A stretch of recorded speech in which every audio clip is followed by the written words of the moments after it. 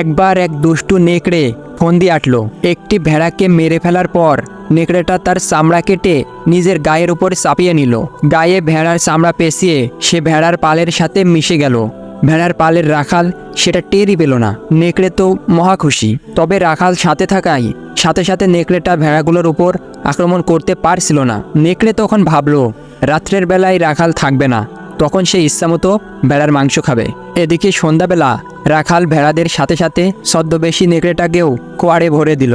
নেকড়েটা চোখ বড় বড় করে পালের সেরা ভেড়াটাকে খুঁজতে লাগলো। তার মাংস দিয়ে নেকড়েটা সনভোজ করবে, কিন্তু নেকড়ের মনোবাসনা পূর্ণ আর হলো না। একটু পরেই রাখাল চিন্তা করলো সে রাতে ভেড়ার মাংস খাবে, কিন্তু ভেড়ার বদলে সে ছদ্মবেশী নেকড়েকেই জবাই করে ফেললো।